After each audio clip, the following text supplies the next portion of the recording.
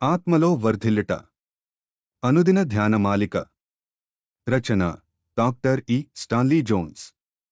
అనువాదం doctor A. Suratnam Basimalla. 2వ వారము 7వ రోజు. రోమా 6వ అధ్యాయము 5 నుండి 11 వచనములు. ముందుకు వెళ్లే ముందు వెనుకకు మరలుట. నూతన విలువలకు మనము వెళ్లే ముందు మన విలువలను వెనుకకు త్రిప్పవలసియున్నాము.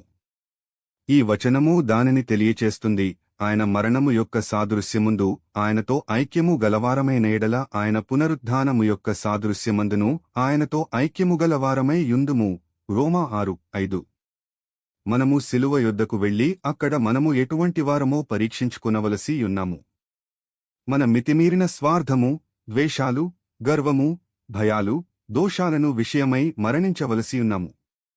ఆయన పునరుత్థానము వలె మనము కూడా నూతన జీవితంతో తిరిగి లేవవలసియున్నాము.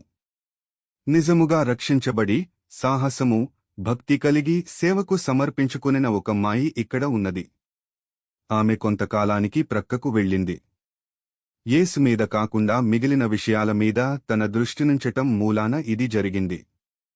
ఆ తర్వాత 8 నెలలపాటు తన పూర్వపు భయాల్లో జీవించింది. చీకటి నుండి కలుగు భయాలు, స్థలాలకు వెళ్లినందున వచ్చు భయాలు, అపజయాల వలన కలుగు భయాలు. ఇవన్నీ తన పూర్వపు భయాలు. ఇవి తనమీద రాజ్యమేలటం ప్రారంభించాయి. తన స్థితిని తెలుసుకున్న ఆమె మరలా యేసుమీద దృష్టినుంచటం వలన తన భయాలను గూర్చిన 8 నెలల బానిసత్వము పోగొట్టుకుంది. ఆమె ఇలా చెప్పిది, నేను తిరిగి యేసుమీద దృష్టించి ప్రార్థించాను. యేసు తానే నన్ను పట్టుకున్నాడు కాబట్టి భయాలు వెళ్ళిపోయాయి. మరుసటి దినము ఆమె లేచి వెలుగు సరిగా రాని నా హృదయములోనికి నీతి సూర్యుడు ఉదయించాడు. నేనిప్పుడు తిరిగి స్వతంత్రురాలినయ్యానని చెప్పింది. మద్యం త్రాగుచూ అర్థం లేని గొడవలతో కాలక్షేపము చేసే భార్యాభర్తలు ఇక్కడున్నారు. ఒకరోజు వారి గొడవ ముదిరి విడాకుల కోర్టు వరకు వెళ్ళింది. ఈలోపు ఆమె ప్రార్థన, సమర్పణ అను పుస్తకాన్ని చదవటం జరిగింది. అది చదవటం పూర్తయిన తర్వాత నేనింతకుముందు ఎందుకు తాగుబోతుగా ఉన్నాను? అనుకుంది.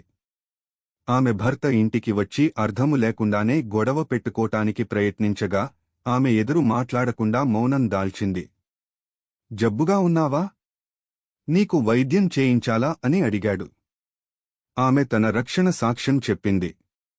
అతడు మార్పు చెందాడు. ఈ భాగము డాక్టర్ ఇ. స్టాన్లీ జోన్స్ రచించిన అనుదిన ధ్యానమాలిక ఆత్మలో వర్ధిల్లుట నుండి సేకరించబడినది. దీనిని మీకు వివరించిన వారు ఎల్. సెలా బుక్స్.